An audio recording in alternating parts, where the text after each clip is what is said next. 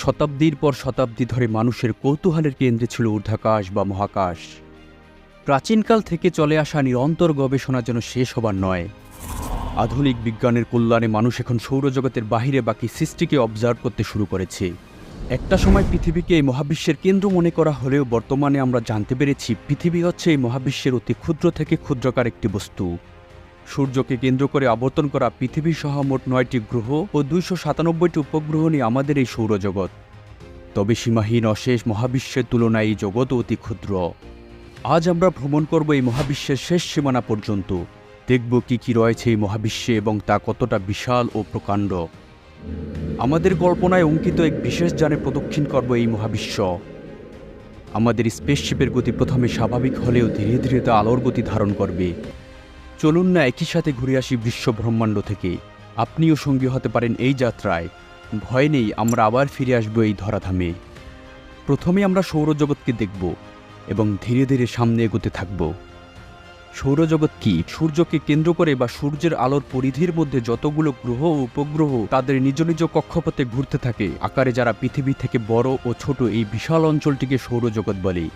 রাতের আকাশে জজল্যমান তারার ন্যায় সূর্য একটি তারা বা নক্ষত্র। সূর্য নামক এই নক্ষত্রকে কেন্দ্র করে যেমনি এই বিশাল জগৎ, ঠিক তেমনিভাবে এই মিল্কিওয়ে গ্যালাক্সি বা ছায়াপথে প্রায় 400 বিলিয়ন বা 40,000 কোটি নক্ষত্র রয়েছে।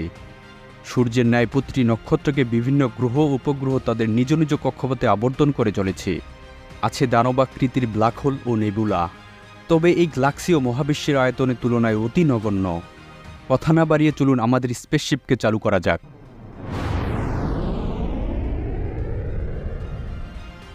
আমরা পৃথিবী থেকে 12 কিলোমিটার উচ্চতায় রয়েছি। একে ট্রপোস্ফিয়ার বলে। এই উচ্চতায় যাত্রীবাহী বিমান উড়ে থাকে। 12 থেকে 50 কিলোমিটারের মধ্যে এই অঞ্চলটিকে স্ট্র্যাটোস্ফিয়ার বলে। 50 থেকে 80 কিলোমিটারের মধ্যে মেজমোস্ফিয়ার এবং 80 থেকে 700 কিলোমিটারের মধ্যে রয়েছে থার্মোস্ফিয়ার। পৃথিবীর বায়ুমণ্ডলের ভিন্ন ভিন্ন লেয়ারকে এইসব নামে ডাকা হয়। আমরা যখন পৃথিবী থেকে 1000 কিলোমিটার উপরে অতিক্রম করব তখন একে এক্সোস্ফিয়ার বলে। আর এখানেই সমাপ্তি হয়ে যাবে আমাদের বায়ুমণ্ডল। মূলত এই লেয়ারের উপরেই থাকে পৃথিবী থেকে পাঠানো স্যাটেলাইট বা ভূ উপগ্রহ। বিভিন্ন দেশ থেকে পাঠানো স্যাটেলাইট এবং আমাদের বঙ্গবন্ধু স্যাটেলাইট এই লেয়ারের উপরেই রয়েছে। পৃথিবীর বায়ুমণ্ডলকে অতিক্রম করে আমরা এবার চাঁদ মামার কাছে চলে এসেছি। পৃথিবীর নিকটবর্তী অবজেক্ট এটি, যা আমাদের পৃথিবীকে আবর্তন করে চলেছে। এরই মধ্যে আমরা পাড়ি দিয়েছি 3,84,400 কিলোমিটার। পৃথিবী থেকে চাঁদের দূরত্ব এটি। চাঁদকে অতিক্রম করে আমরা এবার সৌরজগতের কেন্দ্রস্থল সূর্যের পানে যাত্রা করব। পৃথিবী থেকে যার দূরত্ব 15 কোটি কিলোমিটার। এই নক্ষত্রটি পৃথিবী থেকে 13 লক্ষ গুণ বড়, অর্থাৎ 13 লক্ষ পৃথিবী সূর্যের মধ্যে হেঁটে যাবে। সৌরজগতের সবগুলো গ্রহ সম্পর্কে বলতে গেলে অনেক সময় লেগে যাবে, তাই বিশেষ কয়েকটি গ্রহ সম্পর্কে আলোচনা করব। সূর্যের সবচেয়ে নিকটতম গ্রহের নাম মার্কারি বা বুধ। সূর্য থেকে যার দূরত্ব 5,80,00,000 কিলোমিটার। তারপরের গ্রহটির নাম ভেনাস বা শুক্র, যার দূরত্ব 10 কোটি কিলোমিটার। এরপরেই আমাদের আবাসস্থল পৃথিবী। আমরা চলে এসেছি আমাদের প্রতিবেশী মার্স বা মঙ্গল গ্রহে। এই গ্রহ আকারে পৃথিবী হতে প্রায় অর্ধেক। 2টি চাঁদ রয়েছে এই গ্রহে। পৃথিবী থেকে মঙ্গলের অ্যাভারেজ দূরত্ব 22 কোটি কিলোমিটার। প্রাণের অস্তিত্ব খোঁজা ও মানুষের বাসযোগ্য করার লক্ষ্যে 1960 সাল থেকে আমেরিকার মহাকাশ গবেষণা সংস্থা নাসা বিভিন্ন মহাকাশযান পাঠিয়ে অবিরাম গবেষণা করে চলেছে। মঙ্গলের পরেই জুপিটার বা বৃহস্পতি গ্রহ। ছোট বড় মিলিয়ে প্রায় 80টি চাঁদ নিয়ে জুপিটার নিজেই একটি বিরাট জগৎ নিয়ে ঘুরে চলেছে। পৃথিবী থেকে 70 কোটি কিলোমিটার দূরে দানবাকৃতির এই গ্রহ আমাদের পৃথিবী থেকে 1300 গুণ বড়। পৃথিবীর আয়তনের প্রায় 3 গুণ বড় একটি বিরাট চিহ্ন রয়েছে এই গ্রহের মাঝ বরাবর, যাকে গ্রেট রেড স্পট বলে। 1000 কোটি বছর ধরে চলা বিশাল একটি ঝড়কে দূর থেকে স্পটের মতো দেখা যায়। এবার যাব আমাদের সৌরজগতের সবচেয়ে সুন্দর স্যাটার্ন বা শনি গ্রহে, যা বিস্তৃত গোলাকার রিংয়ে ঘেরা। চোখ ধাঁধানো এই রিংগুলো নুড়ি পাথর ও বরফ দিয়ে তৈরি, যা লক্ষ কোটি কিলোমিটার পর্যন্ত বিস্তৃত। আমাদের চাঁদের মতো প্রায় 63টি চাঁদ রয়েছে এই গ্রহে। ইউরেনাস, নেপচুন ও প্লুটো এই 3টি গ্রহকে অতিক্রম করে এবার আমরা আমাদের সৌরজগতের বাইরে চলে যাচ্ছি। এই জগৎটাকে বলা হয় ইন্টারস্টেলার স্পেস।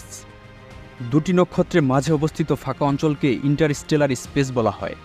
1977 সালে নাসা কর্তৃক প্রেরিত মানবসৃষ্ট প্রথম কোনো যান, যা আমাদের সৌরজগৎকে পেরিয়ে ইন্টারস্টেলার স্পেসের মধ্যে ঢুকে পড়েছে, যার নাম ভয়েজার 1। এই স্পেসক্রাফটটি প্রতি সেকেন্ডে 17,000 কিলোমিটার গতিতে ছুটে চলেছে। 2023 সাল পর্যন্ত এই স্পেসক্রাফটটি পৃথিবী থেকে 161 AU দূরত্বের মধ্যে রয়েছে।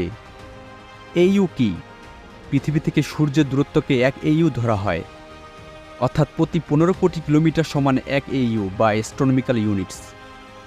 আমরা এবার যাত্রা করব নক্ষত্র বা তারার রাজ্যে। সালাম ও নমস্কার আপনাদের সকলকে। আমি অনলাইন ট্রেডিং এর মাধ্যমে টাকা রোজগার করি এক্সপার্ট অপশনের সাথে। আসুন তারার রাজ্যে। তাই এবার দূরত্বের হিসেব করা হবে আলোর গতির হিসেবে, কারণ আলোর গতি বা লাইট স্পিডকে এখনও পর্যন্ত সবচেয়ে গতিশীল ধরা হয়।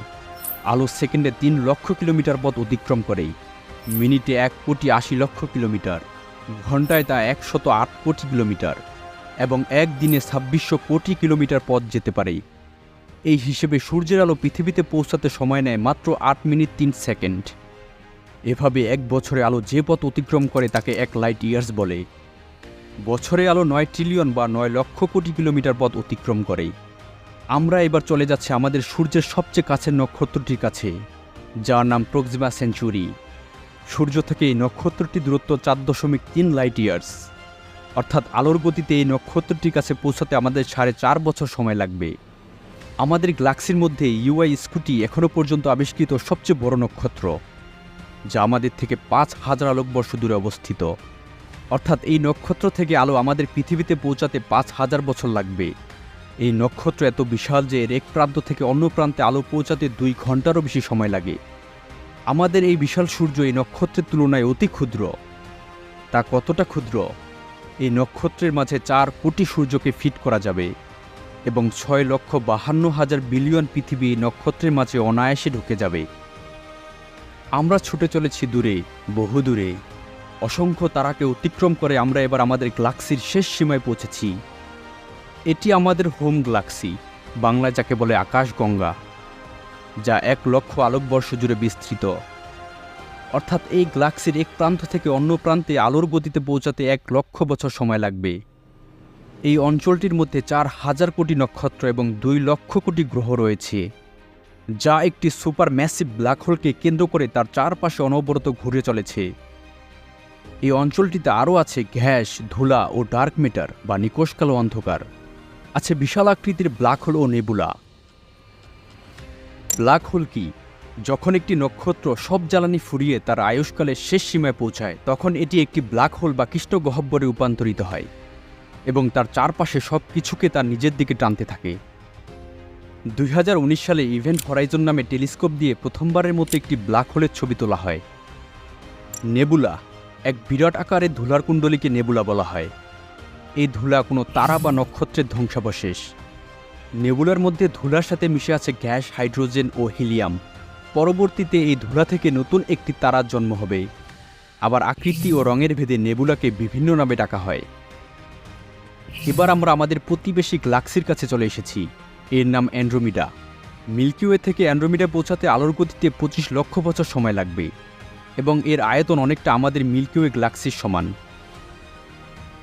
এবার আমরা আমাদের লোকাল গ্রুপ অফ গ্যালাক্সির কাছে। 50 থেকে 60টি গ্যালাক্সি রয়েছে এই গ্রুপের মধ্যে, যাকে গ্যালাক্সি ক্লাস্টার বলে। এই লোকাল গ্রুপটি 1 কোটি আলোকবর্ষ জুড়ে অবস্থিত। এরকম 10 থেকে 12টি লোকাল ক্লাস্টার মিলে একটি সুপার ক্লাস্টার তৈরি হয়, যার নাম ভার্গো সুপার ক্লাস্টার। এই ক্লাস্টার 11 কোটি আলোকবর্ষ জুড়ে অবস্থিত। অর্থাৎ আলোর গতিতে এই ভার্গো সুপার ক্লাস্টারের এক প্রান্ত থেকে অন্য প্রান্তে পৌঁছাতে 11 কোটি বছর সময় লাগবে। কি মনে আছে তো? আমাদের পৃথিবী থেকে চাঁদে যেতে এই গতিতে 1 সেকেন্ডে সামান্য বেশি সময় লাগবে এবং সূর্যের কাছে যেতে 8 মিনিট 3 সেকেন্ড। আর আমাদের গ্যালাক্সি মিল্কওয়ের এক প্রান্ত থেকে অন্য প্রান্ত যেতে 1 লক্ষ বছর লাগবে। তবে এটা কিছুই না। আমরা যে অঞ্চলটির কাছে যাব তার নাম লানাইকা সুপার ক্লাস্টার। এর আয়তন 52 কোটি আলোকবর্ষ। পিছনে ফেলে আসা প্রায় 200 ভার্গো সুপার ক্লাস্টার নিয়ে লানাইকা সুপার ক্লাস্টার গঠিত। কি ভাবছেন? আমাদের যাত্রা বুঝি এবার শেষ হলো? আদৌ সেটা কখনো সম্ভব নয়। আমাদের অবজারভেবল ইউনিভার্সের তুলনায় এই লানাইকা সুপার ক্লাস্টারও অনেক ছোট। 2 ট্রিলিয়ন বা 2 লক্ষ কোটি গ্যালাক্সি রয়েছে আমাদের এই অবজারভেবল ইউনিভার্সে। এই পুরো ইউনিভার্স আলোর গতিতে ভ্রমণ করতে 10,000 কোটি বছর সময় লাগবে। হ্যাঁ, এটি অবজারভেবল ইউনিভার্স, যা আমরা অনুধাবন করতে পারি, বুঝতে পারি। তবে আননোন ইউনিভার্স আমাদের অবজারভেবল ইউনিভার্সের তুলনায় লক্ষ কোটি গুণ বড়। সীমাহীন অশেষ সৃষ্টি এত বিশাল, না জানি এই সৃষ্টির স্রষ্টা কত বড়। আমরা এখন যে অবস্থায় এসে পৌঁছেছি, এখান থেকে আমাদের পৃথিবীকে খুঁজে পাওয়া প্রায় অসম্ভব। পৃথিবীর মধ্যে নির্দিষ্ট একটি বালুর কণাকে খুঁজে পাওয়া যতটা সম্ভব, তার থেকেও বেশি অসম্ভব পৃথিবীকে খুঁজে পাওয়া। এমনকি আমাদের পৃথিবী থেকে 13 লক্ষ গুণ বড় সূর্যকেও খুঁজে পাওয়া অসম্ভব। তারপরও ফিরে যেতে হবে আমাদের পৃথিবীতে। চলুন যেতে যেতে উপসংহার টানা যাক। এই মহাবিশ্বের কোনো কিছুই স্থির নয়, সর্বদা বিকশিত ও চলমান। চাঁদ পৃথিবীকে আবর্তন করে ঘুরে চলেছে, চাঁদ ও পৃথিবী সূর্যকে আবর্তন করে ঘুরছে, আর সূর্য তার পুরো সোলার সিস্টেমকে নিয়ে গ্যালাক্সির মধ্যে ঘুরে চলেছে। আর গ্যালাক্সি ঘন্টায় 21,000 কিলোমিটার গতিতে ছুটে চলেছে। ছোটাছুটির এই জগতে আমরা এই গতিকে অনুভব করতে পারি না, কারণ পৃথিবী যখন ঘোরে তখন তার পুরো বায়ুমণ্ডলকে নিয়ে ঘুরে, এবং আমরা এত ছোট যে ঘূর্ণয়ন আমাদের উপর কোনো প্রভাব ফেলে না। আমরা আমাদের মিল্কি ওয়ে গ্যালাক্সির কাছে চলে এসেছি, আর এটা আমাদের পৃথিবী। আমরা রাতের আকাশে যে তারার মেলা দেখি তা আমাদের গ্যালাক্সিতে অবস্থিত তারার 100 ভাগেরও কম। কেবলমাত্র সূর্যের চারপাশে ছড়িয়ে থাকা তারাকেই আমরা রাতের আকাশে দেখতে পাই। আমরা কতই না ছোট, তারপরও আমাদের গর্ব আর অহংকারের জন্য শেষ নেই।